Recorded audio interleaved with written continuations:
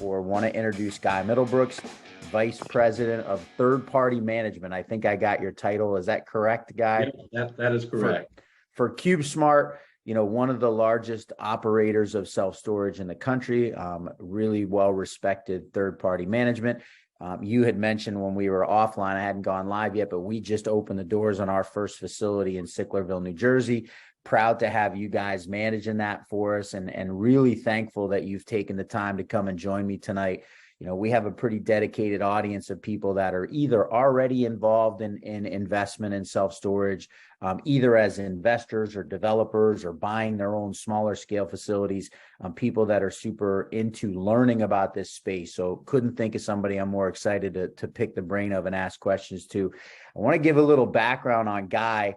Guy didn't know me from a hole in the wall, and I was out in Las Vegas at the SSA show back in September and walked into a room, and you'd have literally thought I was the president of CubeSmart, the way that he invited me and just made me feel like I was somewhat of importance. And so this just always stands out to me, Guy, and I'm going to just give you so much credit for that. Here I was, I'd been in self-storage for a little less than a year at the time and still kind of trying to find my way, and just wanted to thank you so much for just being such a personable guy who just welcomed me so much and made me feel so at ease.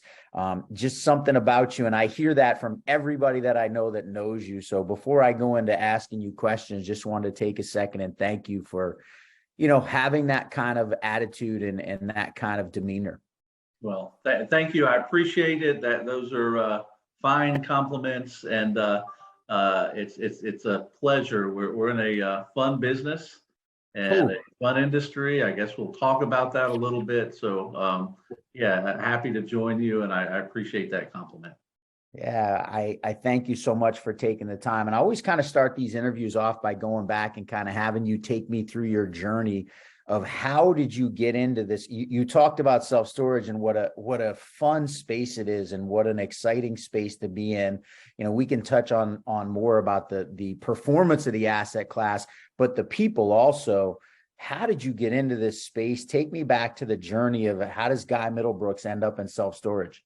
Yeah, I'm happy to do that, and I love reminiscing about that. First, I'll mention CubeSmart. Those on the call may or may not know, we provide third-party management services. Careful, there's dog pee right there. All right, we got some people that for some reason, usually, Guy, we're automatically muted on everyone. Steve, can you go and mute people for me? Yeah. Yeah, no problem. we get to hear some fun stuff every once in a while. It's not supposed to happen. So take me back. CubeSmart, third-party management. CubeSmart, we manage approximately 750 storage facilities around the country for other owners like Legacy and other companies, other investors and developers. And then we own approximately 650 storage facilities as part of the publicly traded REIT, CubeSmart.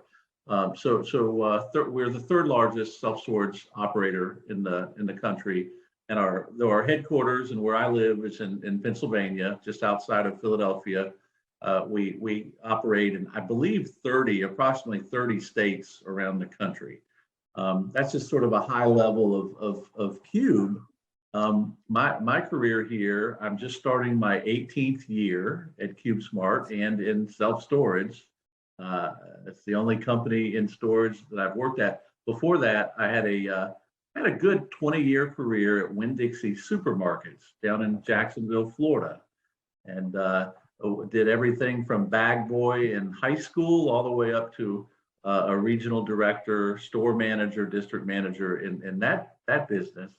And when I was ready to make a change, our company, CubeSmart, under a different brand at the time, had gone public and was growing rapidly, and they were aggressively looking for experienced retail multi-unit managers, and they didn't have to know self-storage, but needed to know how to run a business and to hire and staff and train and operate a profit and loss and marketing and so forth. So I ended up finding a new career, and I've been here at this company ever since. Like I said, just entering my 18th year. And And I've been I started as a district manager in Jacksonville, Florida, moved up pretty quickly and was moved to the corporate office here in Pennsylvania, was a director of operations, vice president of operations. But I've been in my current role overseeing our third-party management platform,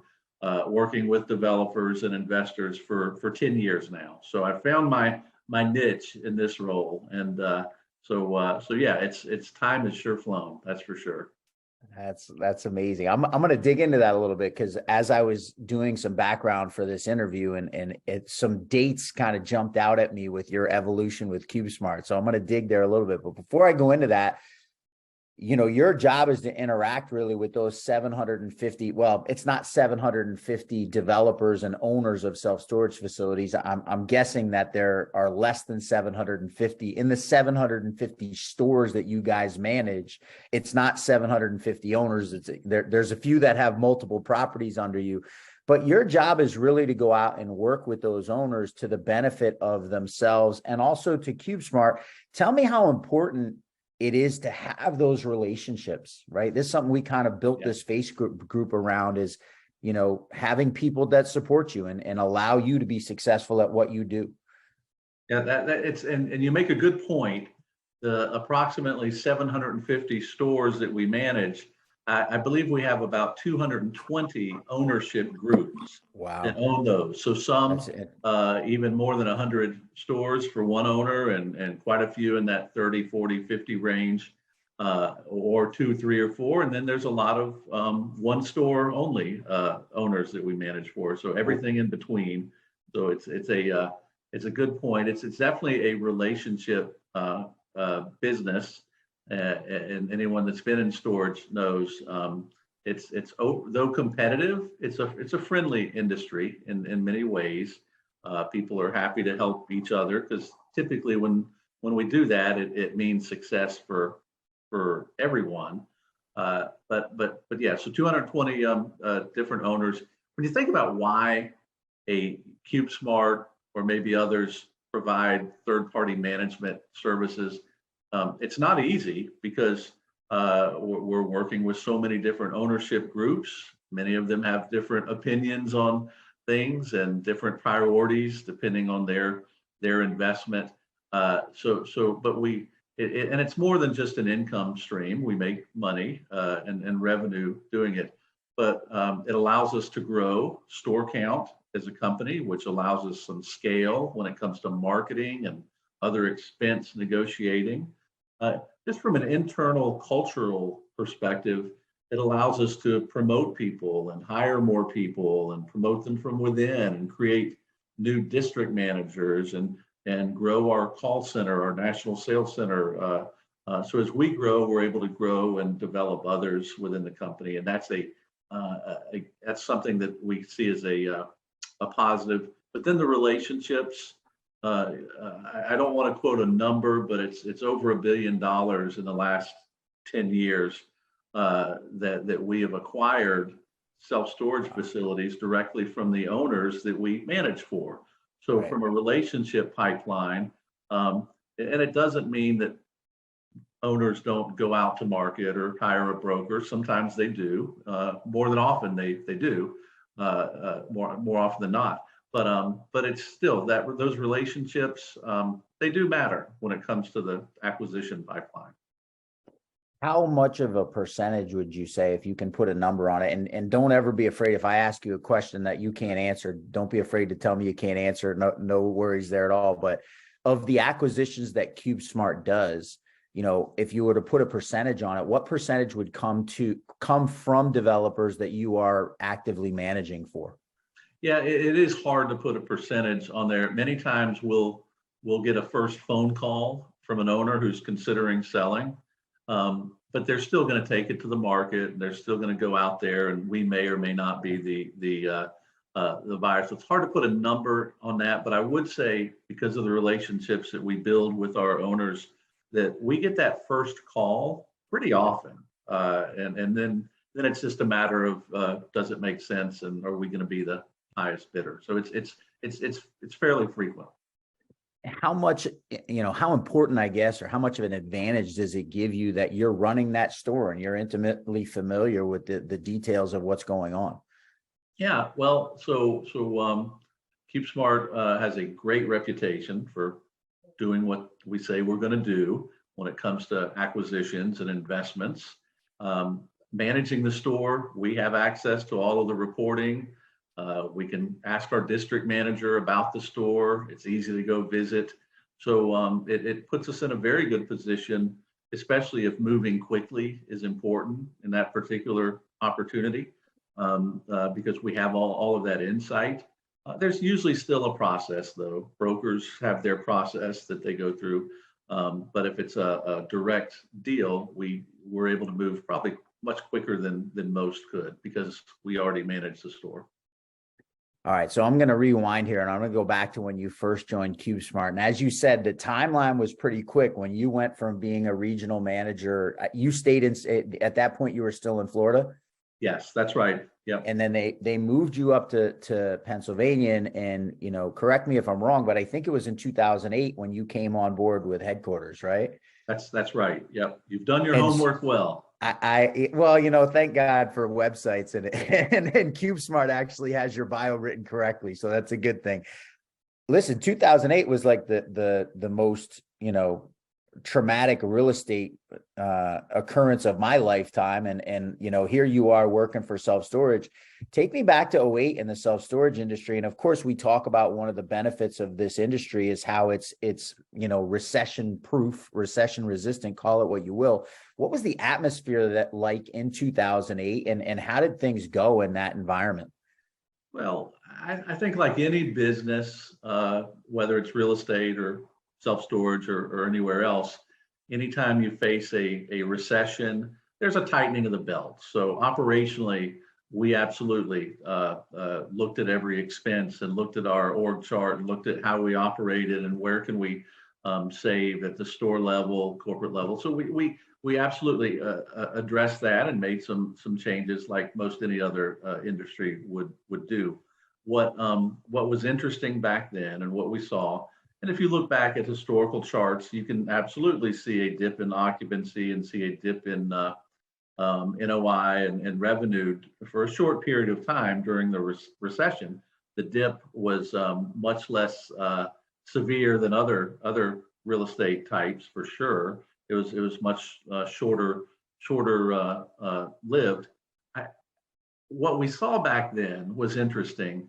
You have some customers who are using storage for their toys, for their just extra things, and so when it comes time to cut back a bit on your monthly expenses, some of those customers, they cut back and they vacated and moved their things back into the garage and or to the house.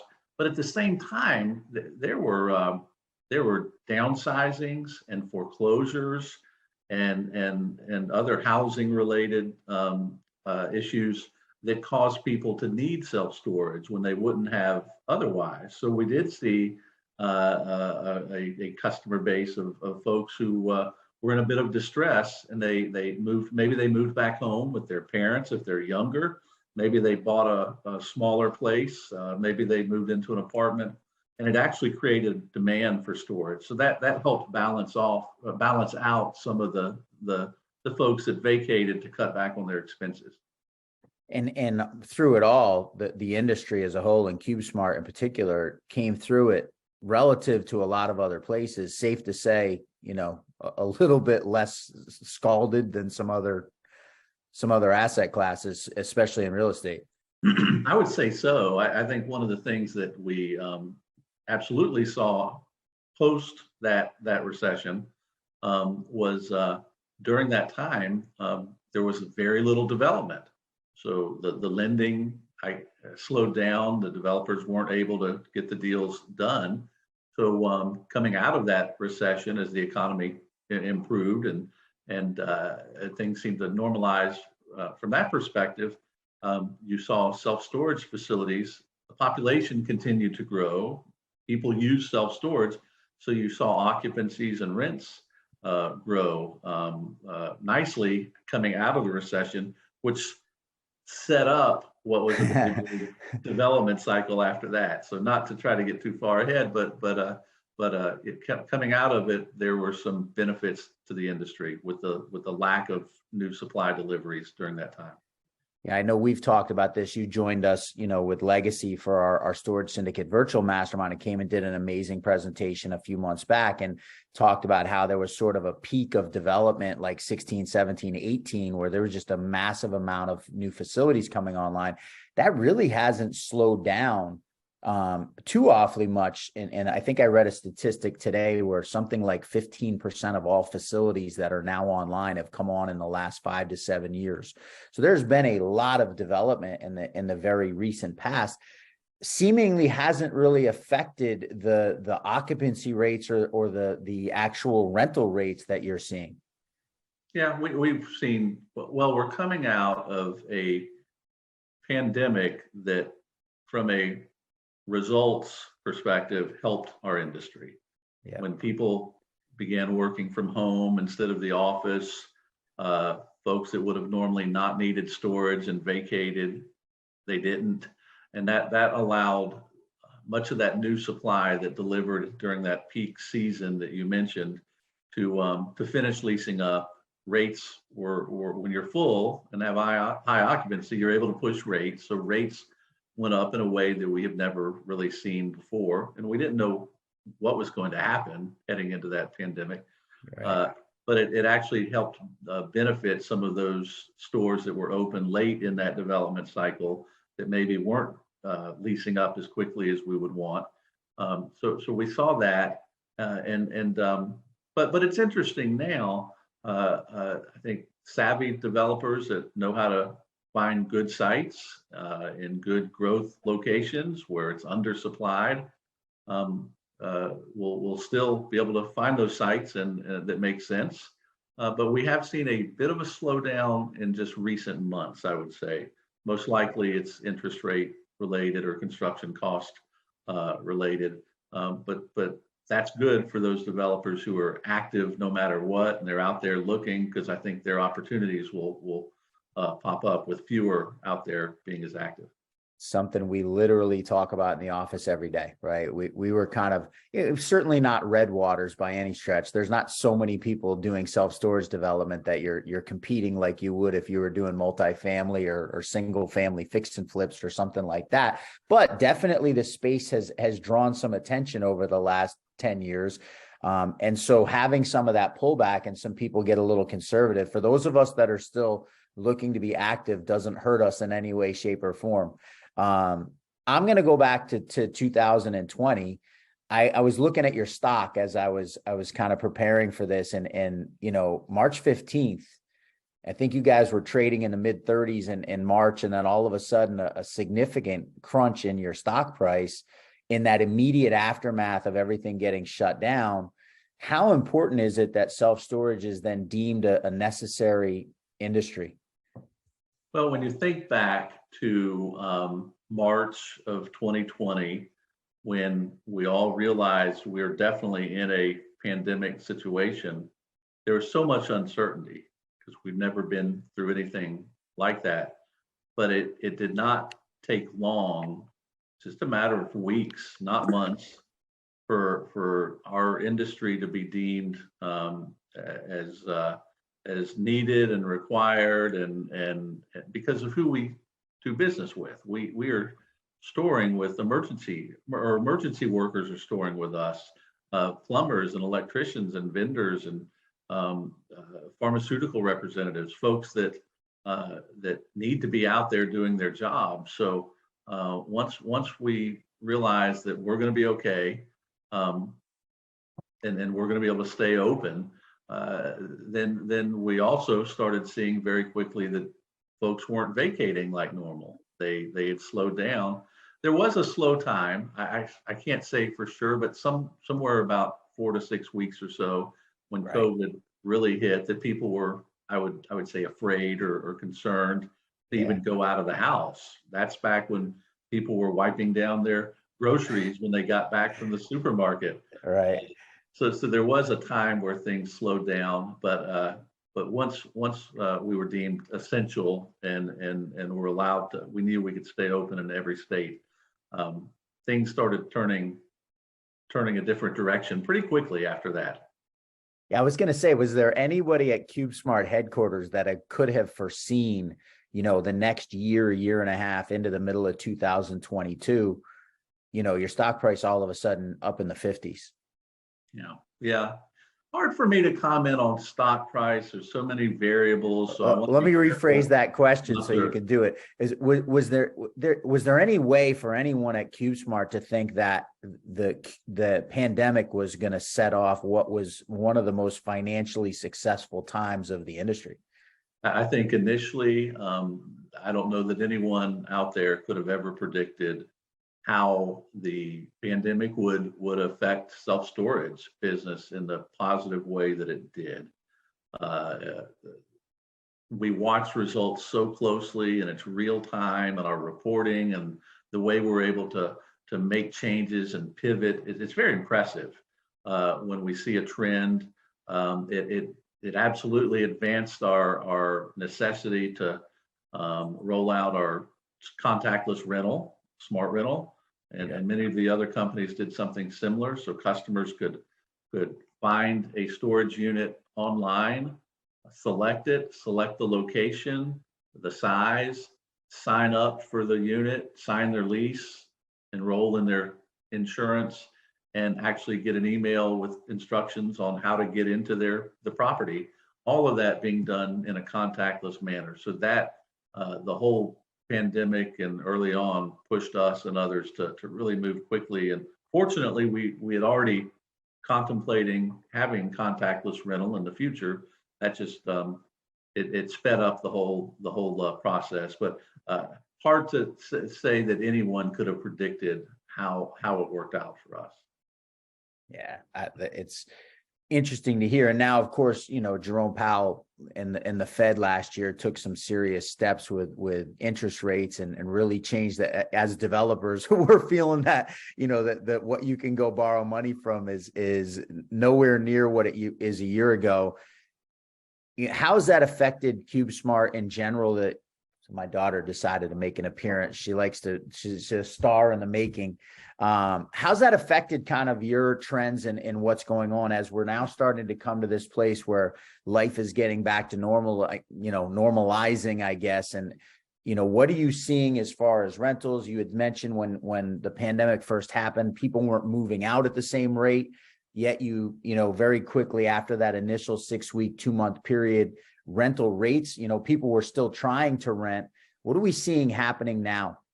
Yeah. So I would say that the public companies in the next several weeks or so will be releasing their Q4 and year-ending results. Some of those companies may even publish guidance for 2023. So I would say we need to watch for that from the public companies, and that'll give us a really good idea of what happened towards the end of the year. I think what I am able to say and what we've talked about is we saw a bit of a normalization, if that's a word, of vacates in the fall. And if you think back historically, self-storage is seasonal. You do have a peak season of spring and summer. Typically, peak occupancy is around August 1st. And then as students start returning to school and families finish their moves and their relocations, you start to see some vacates in August and September. And historically, then you would see occupancy drop from that peak and then level out by November or so through the winter, and then starts all over again in the spring. And I believe it seems like we're going to see that more normal trend versus back in 2020 and 2021. All the companies reported record high occupancy. And in some cases, there was no occupancy loss in the fall at the end of the summer because of strong demand and muted vacates. But I would suggest we'll see some normalization after the 2 years of those very different results that we saw. I could be off a little bit, but I think the number that I hear talked about is about 7% turnover a month is pretty normal, right? And as we're digging into these and doing feasibility reports for our own sites that we're looking at, we're routinely seeing a 3-mile radius with competitors that are all 95, 96, 97% occupied. That can't be normal in the long history of self-storage. Like, where would we expect things to start to normalize? Is low 90s, high 80s? Where's a place where developers can expect that those occupancy rates are going to level out? Well, it's interesting. When I started, one of our goals was to be at 88% occupancy. That was the goal. And historically, over the years, that was considered fully stabilized.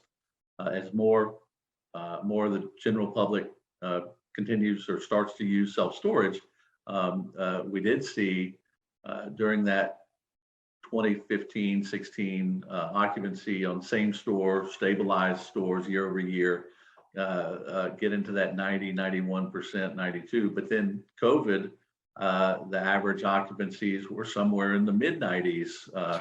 So we saw that bump. So if things went back to pre-COVID, I would say they'd go back into that 92%, 90 to 92% average occupancy, with some stores peaking higher than that during the summer and then dropping off. Love it. I appreciate that insight. Question I was going to ask is there's been some very strong change in the way these facilities look now. Like, if I think of I'm thinking of GSS, the site we just opened in Sicklerville with the big CubeSmart sign on the 3rd floor. These don't look like they looked 20 years ago. How much has that changed? Who is occupying these places, and how much does that open up a broader market of people that might get self-storage? Then I grew up pulling our stuff out of a gravel, a drive up, roll the window up on a gravel street, no gate, no nothing. Yeah. The business has changed a lot, and the way the facilities look from the original, like you said, long drive aisles with garage door after garage door and gravel or maybe paved concrete, to now where you have multi-story beautiful facilities with elevators. You have climate controlled product, not just non-climate. So that's been an evolution. When you think about why that would happen, some of it is just purely customer demand. You have certain belongings, like your leather furniture or your piece of art or your pictures and photos. You have to put it in climate controlled. You have concerns otherwise about dirt, dust, humidity, and so forth. So just what people store has changed. Is one thing. Also, municipalities wanting self-storage to look better and look more like other buildings. So when getting approvals, but then if you wanted the prime piece of land, with land cost over the years going up, and you still want to be on Main and Main, sometimes the only way to make a deal work and make it pencil out is you have to get a smaller parcel and go up to get your size that you need and the amount of square footage that you want to build. You can't afford to be on Main and Main and build all single story. It takes too much land and acreage. So it's absolutely changed. It's always good when you see a facility that has both some level of climate controlled space and some non-climate. Then you're able to serve two different customers' needs. Or if you only have one, you're going to be focused just on that one customer's needs. And then some facilities, there's even room for some parking in the rear, which gives you another revenue stream. It all depends on the size of the parcel and what you can get approved. I'm going to tell a funny anecdotal story real quick. I went to graduate school in Syracuse, New York for broadcast journalism. And one of my teachers named Bob Thompson, who is literally at the time was the foremost authority on television shows in the history of the world. He would be on anytime you had to talk about a TV show, Bob Thompson was it. The first time I ever heard climate controlled in my life, he had on videotape every single episode of every TV show that had ever aired up until 1996. And so you talk about like you have a customer and they need something that's going to keep climate control. And that just came to me when you were talking. I didn't even realize that until tonight, but it is interesting how you have those people who just need a certain product and are willing to pay for it. Sure, absolutely. And we in different parts of the country, depending on climate and humidity and weather, you would want a different unit mix depending on where you're located. And in New York City, obviously, multi-story, climate controlled, small average size unit.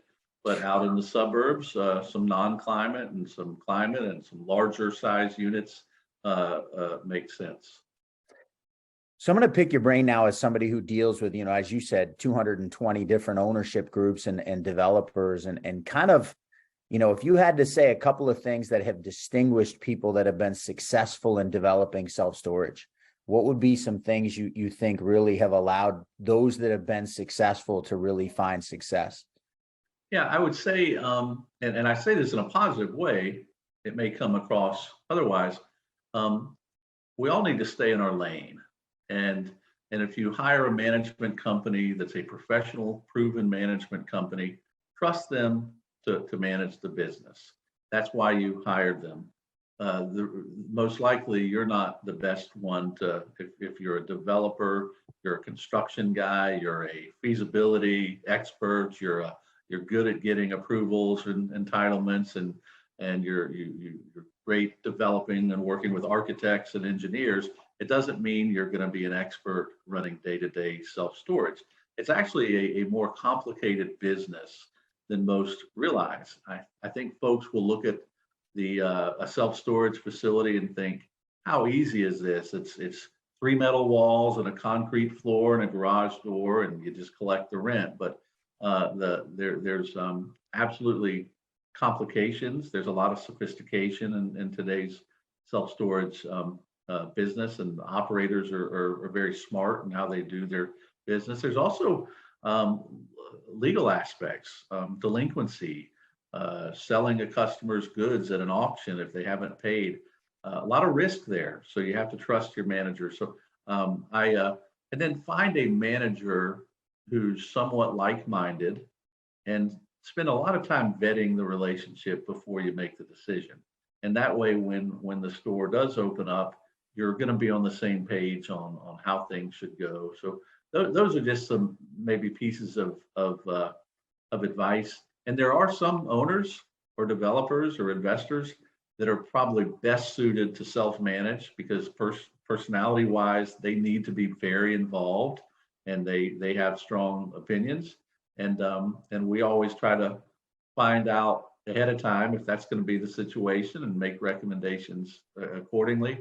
And then some will value the manager and the experience and the folks like CubeSmart and others have. So it's very interesting. And then, not to change the subject, it seems like every owner has a little bit of different take on what their end goal is, whether it's to hold long term, to sell sooner than later.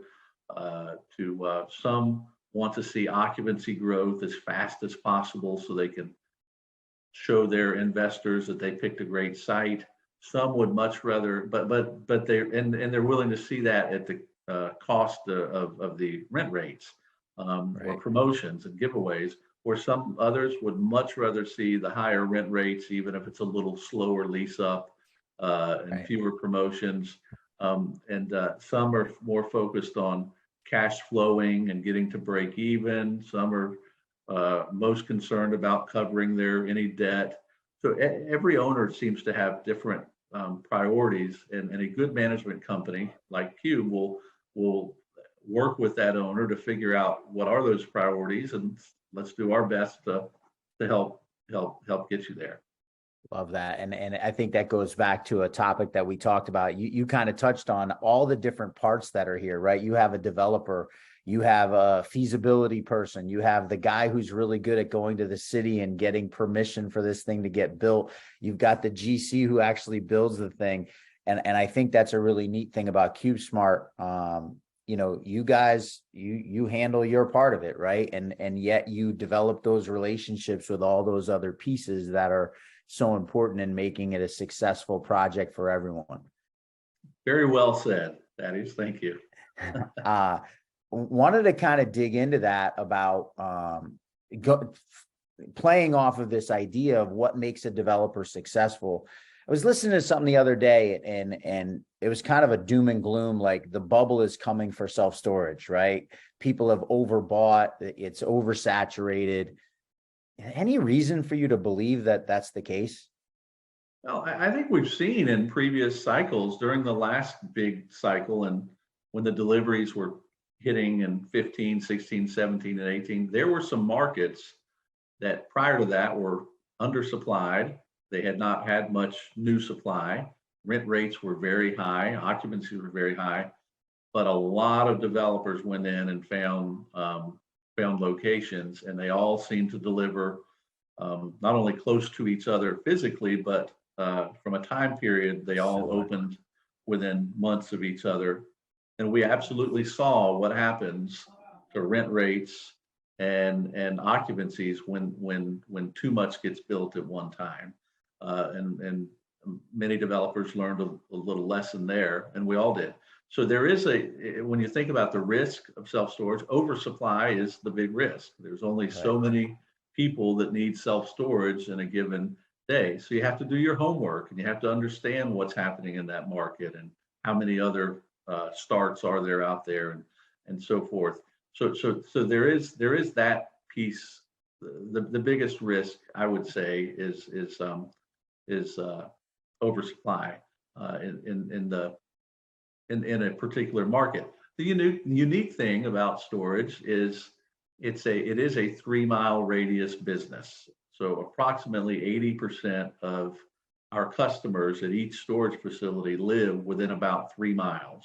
Wow. The other 20% are probably within 5 miles. Right. Now, the higher the population density, that radius shrinks. So in a New York City, you may have 80% in a mile and a half.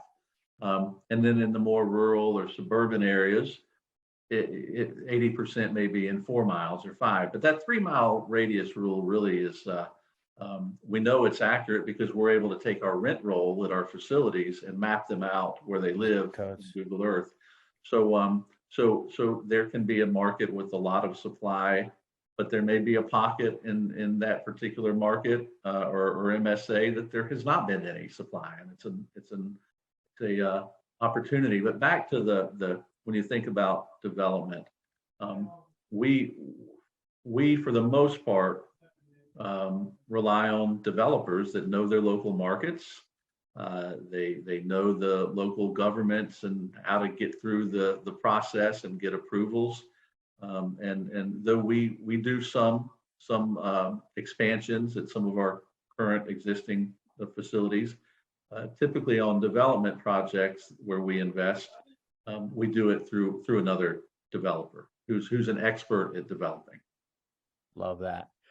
I wanted to ask a question. We rely a lot. You talked about oversaturation being the biggest risk, right? And we have this almanac that kind of tells us state by state, what's the average square foot before you're going to hit saturation.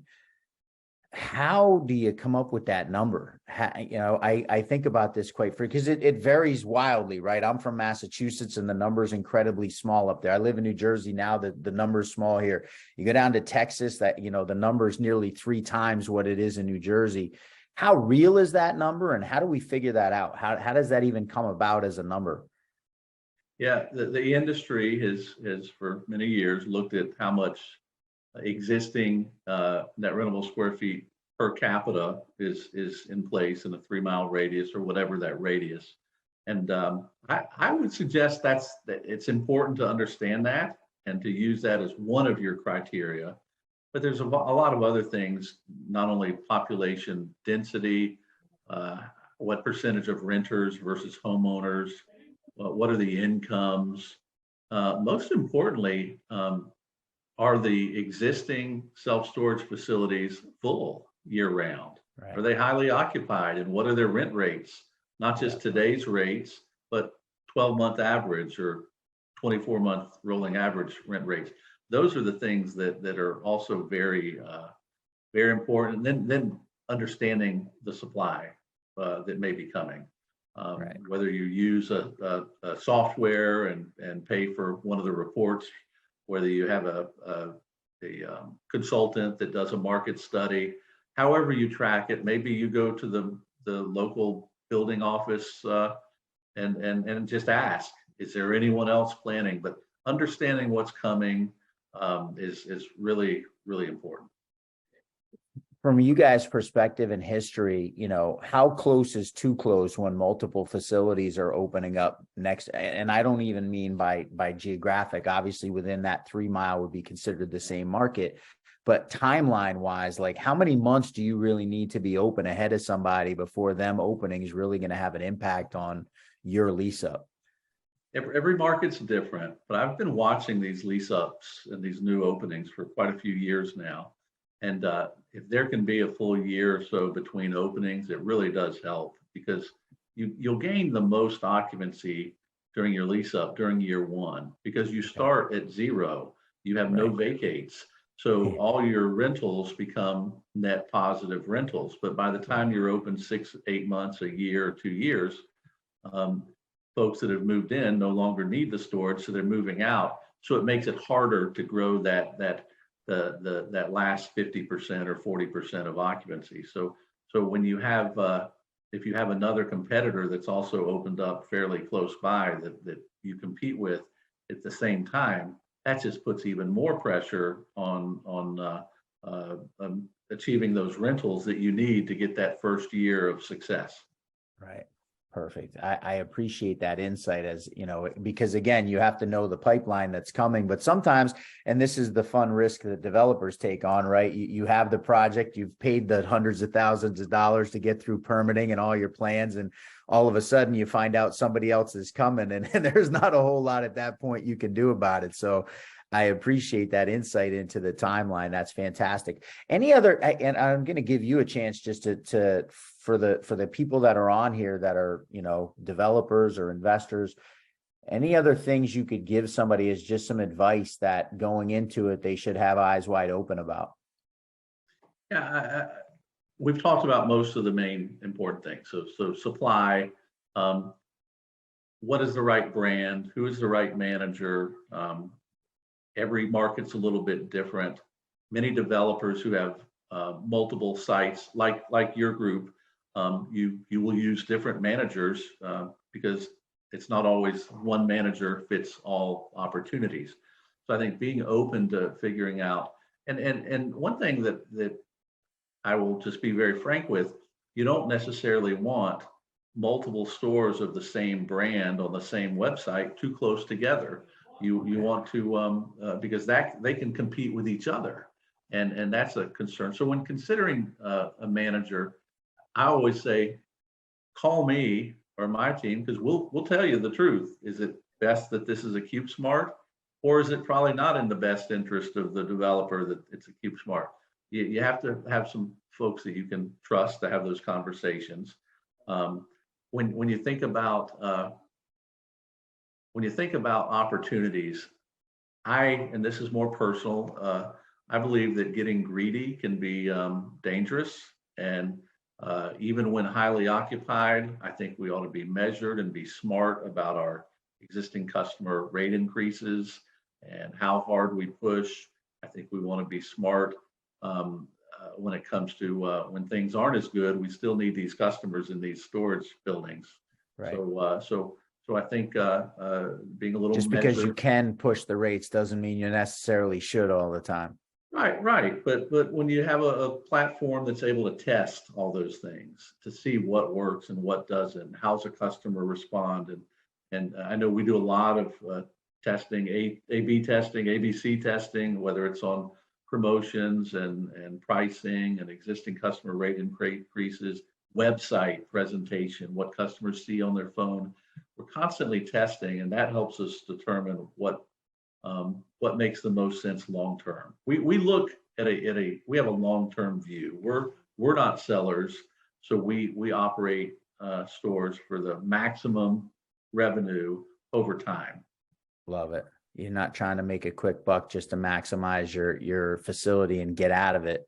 You have that long range view, which, you know, even as a developer, you know, you don't make any money long term by getting your customer not to value you, right? That's right. Yeah, good point.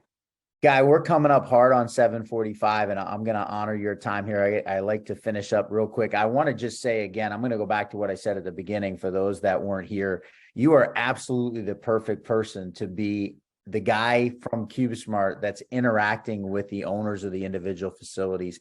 Cannot speak highly enough about your character as an individual. I'm going to vouch for something you said, which is I literally get to see your feedback on sites when we reach out to you and we say, hey, CubeSmart, can you give us, and it's you personally, it's Guy that we communicate with, hey, can you give us feedback on this site? And there is absolutely no self-interest evident in your reports at all. They are facts, not feelings, and they're, you know, hard truth when hard truth needs to be heard. And you know, as somebody who is part of a business that's trying to grow and thrive, cannot thank you enough for that, because there's nothing worse that you can have when you're going into a 10, 12, $15 million project than someone blew smoke at you and tried to make rainbows and butterflies where it really wasn't. So just want to commend you on that. Thank you so much for coming and spending some time with me, making me feel so welcome in this space. And I would echo what you said. Self-storage is a pretty special. I've been in a lot of different industries in my life. I've been in a lot of different places, and it's definitely a pretty special place. So appreciate your time. Everyone that's watching, thank you so much. Whether you're watching live now or you're watching the recording, appreciate you for tuning in to the Storage Syndicate Spotlight, and look forward to seeing you guys all again next week. I'm actually going to be talking to Barry Coppage, get some insight into raising money, and should be a fun one. But Guy, again, thank you so much for the time, and look forward to seeing you again soon. Thank you so much. It's been my Guy, pleasure. thank you. Take care. Appreciate it, Guy. Have a great one. Thanks a lot. Bye-bye.